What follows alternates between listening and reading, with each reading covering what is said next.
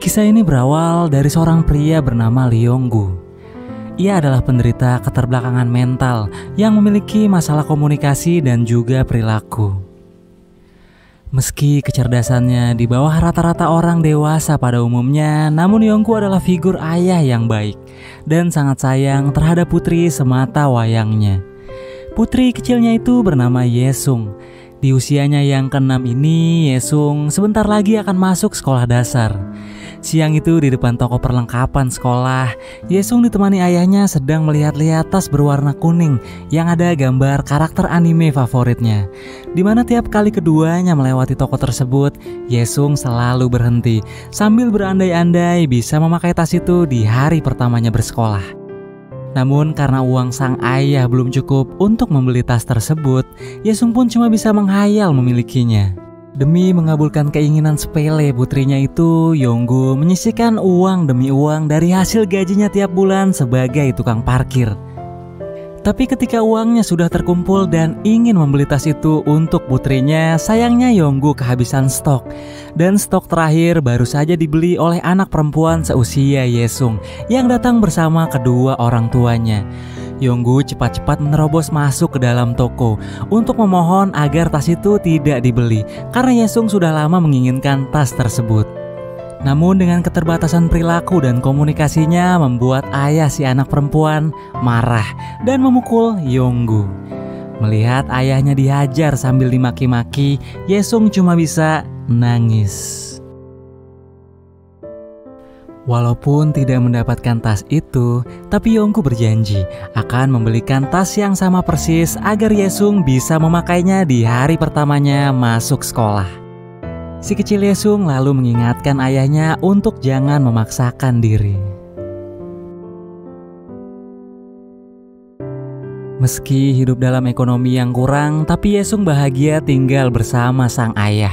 Ia nggak pernah ngeluh dan nggak malu mengakui Yong-gu adalah ayahnya di depan orang-orang. Meski ayahnya itu sering bertingkah kekanak-kanakan.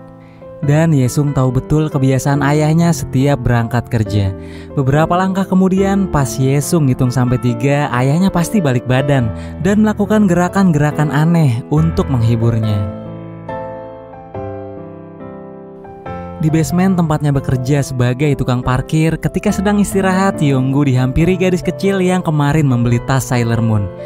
Gadis kecil itu memberitahu Yong-gu bahwa ada toko lain yang menjual tas Sailor Moon. Dan dengan baik hati, ia juga bersedia menunjukkan lokasi tokonya kepada Yong-gu. Yong-gu begitu senang, sambil berlari-lari seperti anak kecil, matanya terus terfokus pada tas yang dipakai anak itu.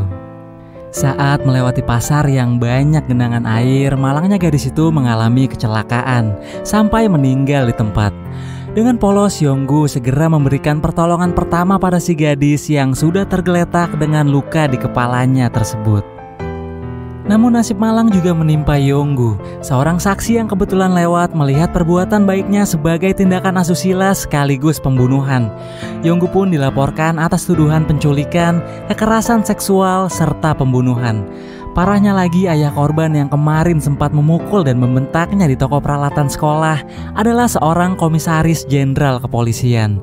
Sehingga kuat dugaan kejadian yang menimpa putri komisaris ini merupakan aksi balas dendam karena Yong-gu telah dipukuli ayah korban. Di dalam kantor polisi, saat wartawan mengambil foto dan merekam keadaan, Yong-gu dengan wajah datarnya menunjukkan kalau ia sama sekali nggak ngerti dengan situasi yang menimpanya. Yang ada di pikirannya saat ini, ia hanya ingin pulang karena Yesung sendirian di rumah. Sementara itu Yesung terus menunggunya dengan cemas karena sampai keesokan hari ayahnya masih belum pulang juga. Akhirnya Yesung pergi mencarinya. Di tengah jalan ia melihat ramai orang bergerombol. Saat menghampirinya, ternyata di situ Yong-gu sedang melakukan reka ulang kejadian. Dalam reka ulang itu, akibat keterbelakangan mentalnya, Yong-gu tidak bisa memberikan pernyataan yang membuktikan bahwa dirinya tidak bersalah. Publik telah salah mengartikan tindakan pertolongan pertama yang diperagakan Yong-gu. Ditambah lagi polisi juga menyuruh Yonggu melepas celananya dengan imbalan akan dipertemukan dengan putrinya. Sehingga orang-orang di sekitar TKP berpikir Yonggu benar-benar melakukan tindakan biadab terhadap anak di bawah umur. Setelah menyadari bahwa itu adalah ayahnya, Yesung berlari ke arahnya sambil menangis histeris. Namun Lee Yonggu segera ditarik ke dalam mobil polisi yang membuat mereka sejak hari itu terpisah.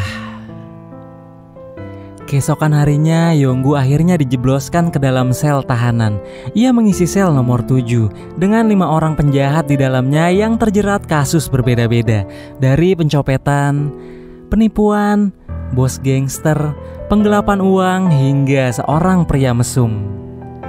Karena kasus seperti Yonggu dianggap paling hina dan sangat kejam, ia pun seringkali mendapat perlakuan kasar dari pihak polisi maupun teman satu ruangannya di penjara. Namun hati tulus Yonggu tidak menaruh dendam pada siapapun. Selama di dalam penjara, ia hanya kepikiran dengan putri kecilnya yang namanya selalu ia tulis di atas tanah. Hingga pada suatu saat di siang itu, Yonggu melihat kepala napi dari sel lain akan menusuk salah satu teman seruangan Yonggu di penjara. Yonggu pun berlari dan berusaha menyelamatkannya, meski pada akhirnya tusukan itu melukai dirinya.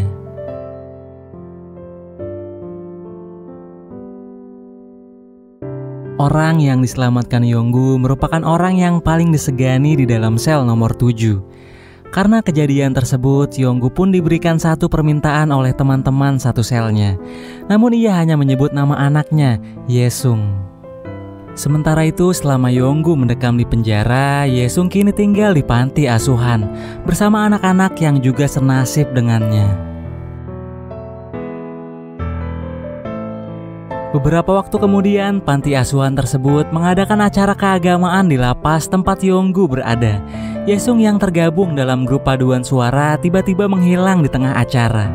Ternyata ia sedang diselundupkan oleh salah satu penghuni sel nomor 7 untuk dipertemukan dengan ayahnya di dalam.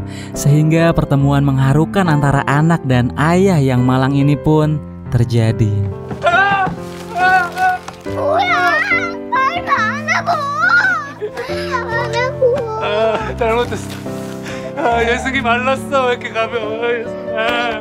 Beberapa menit setelah bertemu ayahnya, Yesung harus berpisah lebih awal karena pendeta di acara keagamaan tersebut mendadak jatuh sakit sehingga acara dihentikan.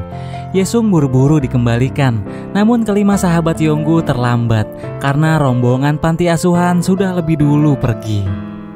Akhirnya Yesung harus tinggal sementara di dalam sel nomor 7 bersama ayahnya serta kelima narapidana lainnya sampai diadakan lagi acara keagamaan. Hal itu tentu membuat salah satu penghuni sel nomor 7 was-was. Karena jika sampai sipir tahu ada anak kecil di dalam, maka masa tahanan mereka akan diperpanjang. Di malam hari pas mau tidur, Yesung bilang kalau ia percaya bahwa ayahnya bukan penjahat seperti yang orang katakan. Ia lalu minta maaf karena gara-gara minta dibeliin tas Sailor Moon, ayahnya jadi masuk penjara. Sementara itu di dalam kantor lapas, kepala sipir menyadari ada anak yang hilang di hari acara keagamaan. Salah satu sipir pun langsung melakukan pemeriksaan pada sel nomor 7. Meski mereka sudah berusaha menyembunyikan Yesung, namun akhirnya keberadaan Yesung ketahuan juga oleh kepala sipir. Kejadian itu membuat Yonggu mendapat hukuman, serta dikurung dalam ruang pengasingan yang sempit dan tidak nyaman. Yesung juga harus dipulangkan ke panti asuhan.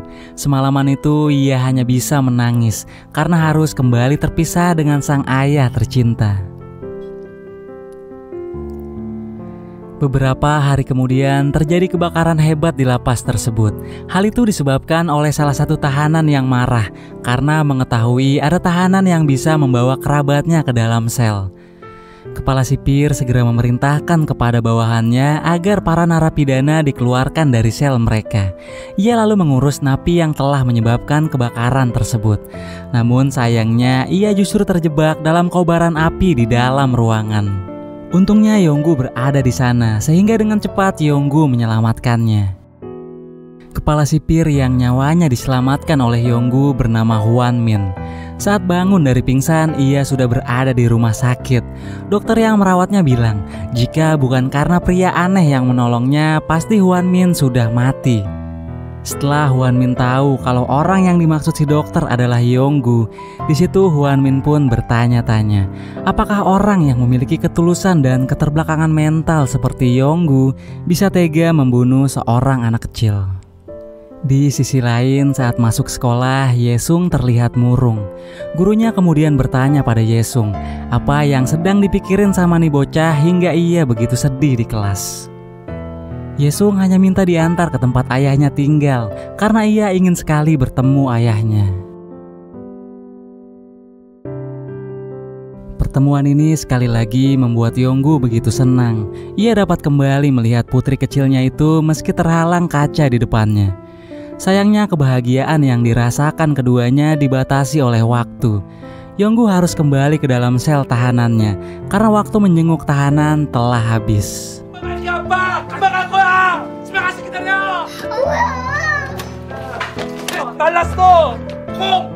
Kepala sipir Hwan Min yang melihat pertemuan keduanya hanya bisa terdiam. Ia jadi teringat kenangan dengan putranya yang sudah meninggal dunia. Beberapa hari kemudian, Yesung jatuh sakit.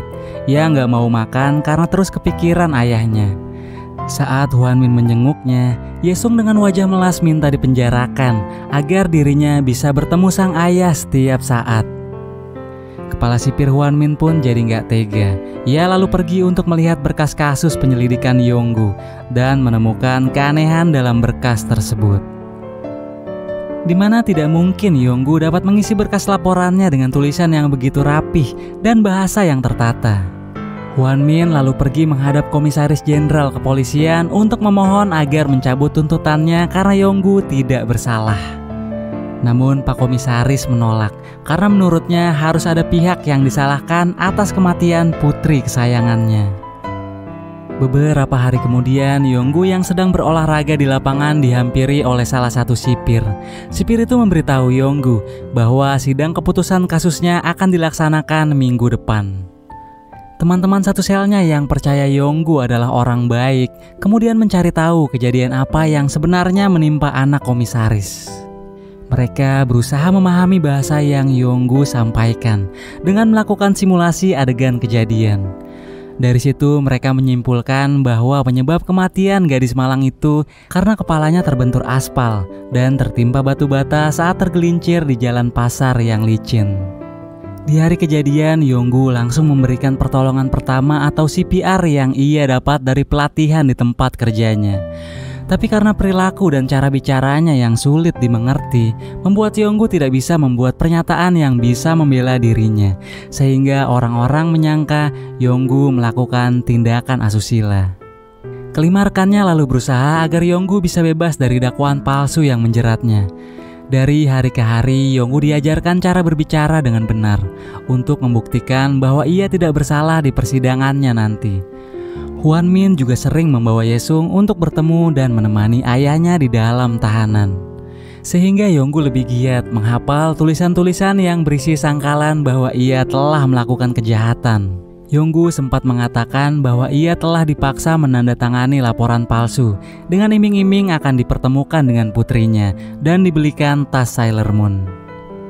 Hingga tiba di hari persidangan, di mana jaksa penuntut menanyakan padanya, benarkah Yonggu telah melakukan penculikan, pemerkosaan, bahkan pembunuhan terhadap anak dari komisaris polisi. Yang ada di kepala Yonggu saat itu bukanlah tulisan-tulisan yang sebelumnya dengan susah payah ia hafalkan, melainkan Yonggu hanya mengingat ancaman yang dilakukan komisaris terhadapnya. Ternyata di hari sebelumnya diam-diam komisaris mendatangi Yonggu untuk mengintimidasi agar Yonggu membuat pengakuan palsu. Jika Yonggu tidak menuruti perintahnya, maka nasib Yesung akan sama dengan nasib putrinya. Setelah mengingat hal itu, akhirnya demi keselamatan Yesung, Yonggu terpaksa mengakui kejahatan yang tidak dilakukannya.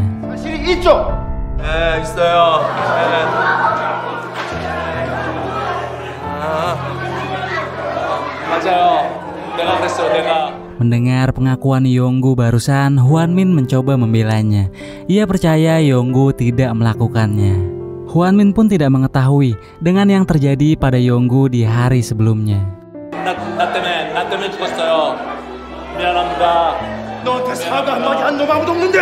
Namun hasil dari persidangan telah diputuskan dan Yonggu divonis hukuman mati. Beberapa hari kemudian, tanggal eksekusi mati bagi Yonggu telah ditetapkan, yaitu tanggal 23 Desember sebelum Natal.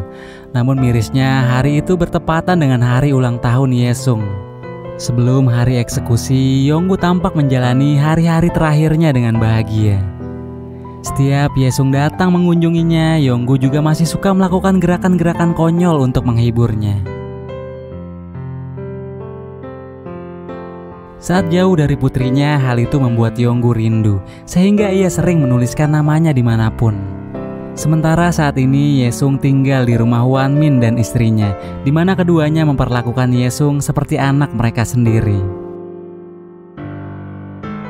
Sehari sebelum tanggal eksekusi, Yonggu mendapat kesempatan untuk bisa berdua dengan putrinya di bawah langit senja menikmati matahari tenggelam.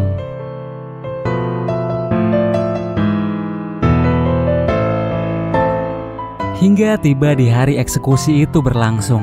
Di saat-saat terakhirnya, Yonggu sempat merayakan ulang tahun Yesung bersama dengan teman-teman narapidananya di sel nomor 7. Sebelum pergi, ia berterima kasih kepada mereka. Sebagai salam perpisahan, teman-temannya menuliskan sebuah kalimat di belakang seragam tahanan yang Yonggu kenakan. Yesung terus mendampingi langkah ayahnya. Tanpa curiga ayahnya mau dibawa kemana setelah ini. Di depan pintu penjara, keduanya saling memeluk dan menunjukkan rasa cintanya satu sama lain. Sampai tiba waktunya berpisah, mereka tak bisa membendung tangis.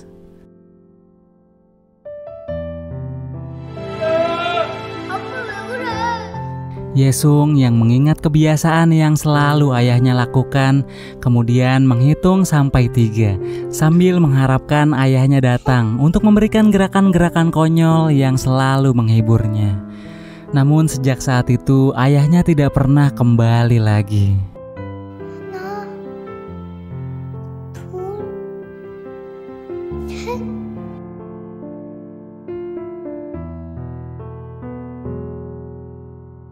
Tahun demi tahun berlalu, Yesung telah tumbuh menjadi gadis dewasa dan memilih profesi sebagai pengacara. Ditemani ayah angkatnya yaitu Hwan Min, Yesung saat ini bertekad memperbaiki nama baik ayahnya di persidangan. Di persidangan itu, Yesung ingin membuktikan bahwa almarhum ayahnya hanya korban fitnah dari sang komisaris jenderal kepolisian. Setelah diperkuat beberapa bukti yang menjelaskan bahwa pengakuan yang dikatakan Yonggu dulu atas dasar tekanan pihak kepolisian, pengadilan pun memutuskan bahwa Yonggu tidak bersalah.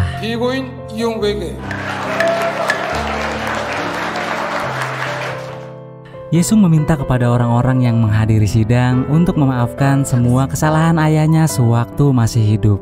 Akhirnya usaha Yesung yang tidak mengenal lelah itu berhasil membersihkan nama baik ayahnya, sekaligus membuat semua orang yang ada di ruang sidang tampak begitu senang, termasuk teman-teman ayahnya sewaktu dulu.